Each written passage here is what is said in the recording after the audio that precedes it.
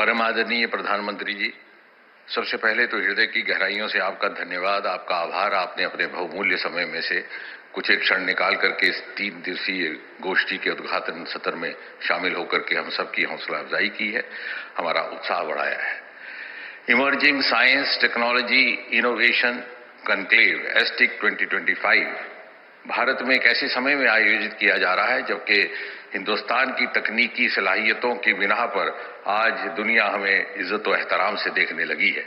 आज दुनिया का हिंदुस्तान के बारे में नजरिया बदला है और मुझे विश्वास है एक दिन इतिहासकार भी इस बात का विश्लेषण करेंगे कि ऐसा क्यों कर हुआ कि हमें आजादी के बाद 70 साल इंतजार करना पड़ा इस सुखद अनुभव का, क्योंकि इस देश में कभी भी प्रतिभा की कमी न थी।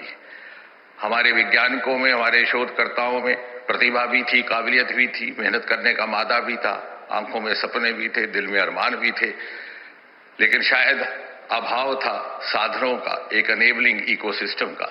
याद कीजिए विक्रम साराभाई की वो तस्वीरें जब वो अपना कुछ सामान बाईसाइकिल के कैरियर पर लेकर के जा रहे हैं, और इस अभाव की पूर्ति हुई सन 2014 में प्रधानमंत्री मोदी जी के आने के बाद।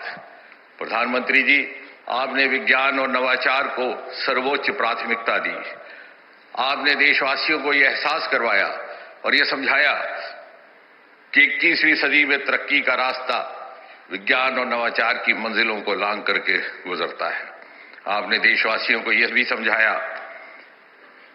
कि विकसित भारत के शिखर पर पहुंचने के लिए लाजिम है हम ग्लोबल बेंचमार्क्स पर पूरा उतरें, हम ग्लोबल स्ट्रेटेजीज का पालन करें, और आपने ये भी एहसास करवाया that the age of silos is over.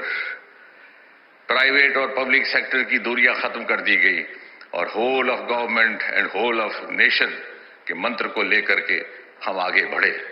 और आपने ये भी एहसास करवाया कि हिंदुस्तान की अर्थव्यवस्था में वैल्यू एडिशन के लिए जरूरी है कि हम उन सेक्टर्स पर तवज्जो दें जो अभी तक न पूरी तरह तराशे गए न तलाशे गए। आपने लाल किले से आह्वान किया startup India, stand up India, और देखते ही देखते हम 1,70,000 तक पहुंच गए, दुनिया में तीसरे दर्जे पर आन खड़े हुए। आपने लाल किले से गगनयान की बात की, आपने लाल किले से बायोटेक्नोलॉजी बायो E3 की बात की, आपने लाल किले से वैक्सीन की बात की, आपने लाल किले से डीप ओशन मिशन की बात की, और नतीजा ये कि हम फ्रेजाइल 5 से चौथे दर्जे की इकॉनमी बन गए। हम स्पेस इकॉनमी में नाम निहाद थे, आज $8 बिलियन पर खड़े, और अगले 7-8 सालों में 4-5 गुना बढ़कर के 40-45 बिलियन हो जाएंगे। हमारी बायो इकॉनमी मात्र $10 बिलियन थी, आज तकरीबन 200 बिलियन, और बहुत ही कुछ ही समय में, कुछ ही सालों में 300 बिलियन।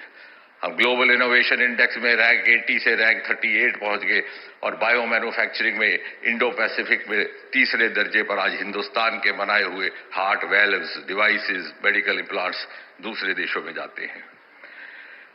लेडीज एंड जेंटलमैन, हमने वो जमाना भी देखा और आपने भी देखा जब एक सफल प्रयोग किसी और देश में होता और यहां उसको पहुंचते पहुंचते 10-15 साल लग जाते।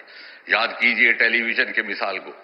अमेरिका में टेलीविजन 1950 के दशक में देखा जाता था और यहां दिल्ली राजधानी में पहली बार चित्रहार 1970 में देखने को मिला। लेकिन मोदी काल में परिस्थिति बदली है।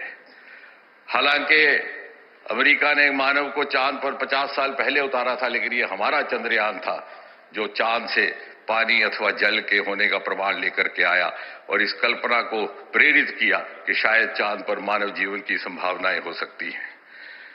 हमारी स्वास्थ्य सेवाओं को उदासीनता से देखा जाता था, आज हिंदुस्तान लगभग 200 देशों को वैक्सीन मुहैया करके विश्व बंधु की भूमिका निभा रहा है। Ladies and gentleman, there is a visible aspirational surge in the youth of India, और आज भारी संख्या में टीयर 2 और टीयर 3 सिटीज से स्टार्टअप्स आते हैं, भारी संख्या में वुमेन लेड स्टार्टअप्स आते हैं। अरोमा मिशन और लेवेंडर जैसे सफल प्रयोगों ने यह भी साबित कर दिया कि सफल इनोवेटर होने के लिए बहुत ज्यादा पढ़ाई लिखाई ही जरूरी नहीं है। और इसलिए आने वाले समय में हमारा ये प्रयास रहेगा कि हम छोटे छोटे कस्बों में पहुंच करके प्रधानमंत्री जी के इंक्लूसिविटी, इनोवेशन विद इंक्लूसिविटी के मंत्र का पालन करते हुए वहां पर अनेबलिंग प्लेटफॉर्म्स स्थापित करें। और अंत में ladies and gentleman, India is no longer a follower. She today beckons others to follow her. India is no longer a global player. She is emerging as a global protagonist. India is no longer the trailing India of 20th century. She is future-ready Modi's India of 21st century. And therefore, I am confident and I am sure that STIC 2025, with its theme, Imagine, Innovate, Inspire, will herald the last leg of India's journey to Destination 2047. Dhanyavad.